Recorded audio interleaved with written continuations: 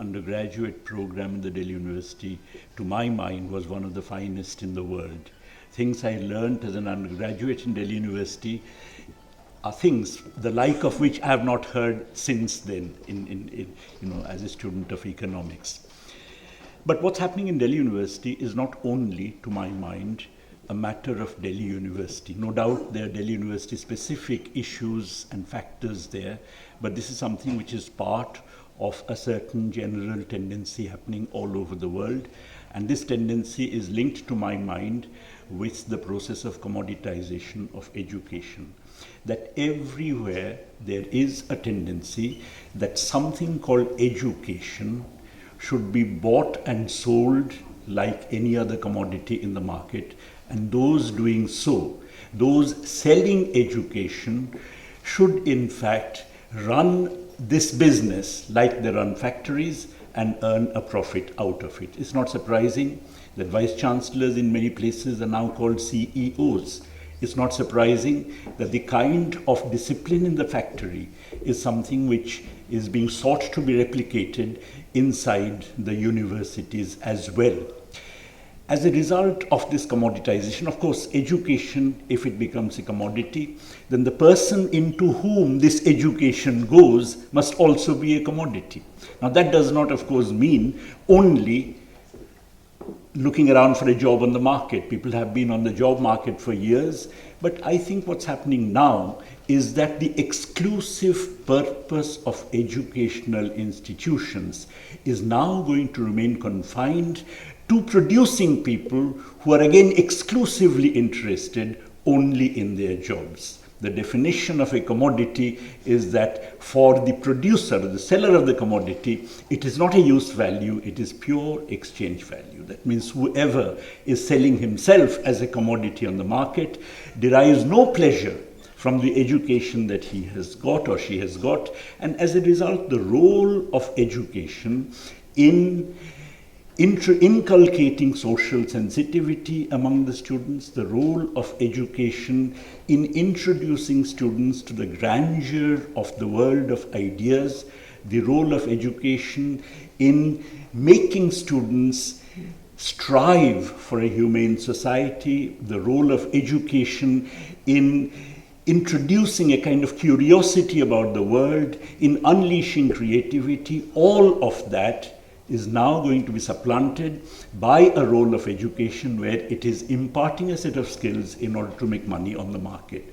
A bunch of self-absorbed, self-centered, socially insensitive individuals whose sole purpose in life is to make money. And that's exactly what is the objective of these educational reforms which are taking place, not just in Delhi University, but elsewhere in the world. In fact, Terry Eagleton has got this piece on universities where he narrates a story where he went to a South Korean university. Incidentally, as Tonika was saying, that you find this tendency in a much more rapid way realizing itself in the so-called newly developing capitalist countries than in the older capitalist countries. That in countries like East Asia or in India, there is a rapidity about this transformation towards commoditization of education, which is far greater than what you even find in the advanced capitalist countries. Terry Eagleton had this story that he went and he was visiting a South Korean university and the CEO was accompanying him, and he asked the CEO, once the CEO had shown him all those lovely kind of, machines and labs and this and that, he says, but where are your critical studies departments located? So the CEO looked completely puzzled, asked his assistant, what's he talking about? And then said, we shall look into the matter. But I want to make an additional point that I think it is not only commoditization in this sense which is happening, but I think there is an effort to introduce a kind of dualism into the education system, particularly into the faculty. In the United States today, for instance, 2/3 of the entire faculty consists of adjunct faculty. And likewise, even here, in provincial universities. In fact, Arun was talking about Utkal University in Orissa. The economics department was being run on the basis of just 3 faculty members who were teaching MA, MPhil, supervising PhD and so on. And how? Because obviously they had all kinds of guest lecturers who are paid a pittance. So you actually have, even among the teachers, a kind of dualism, and the objective of that dualism is to have one, as it were, a set of proletarian teachers who have no tenure, who are paid a pittance, and who are basically teaching the kind of syllabus handed down from the UGC. Standardization, by the way, is a very important component of commoditization. Additionally, however, you would have some privileged full-time professors, like again you have in the United States, who would be paid very well, and their role then would of course be to become the ideologues of the system, to really become defenders of the establishment, because they themselves are very much a part of this establishment by virtue of being privileged members of it.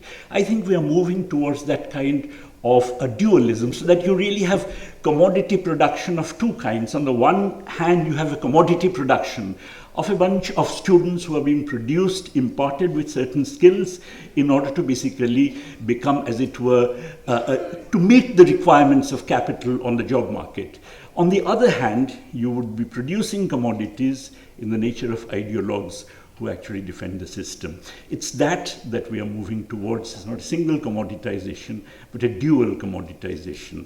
And I think the struggle would be more fruitful if we look at this very broad, very much broader context within which the changes in Delhi University are located. Thank you.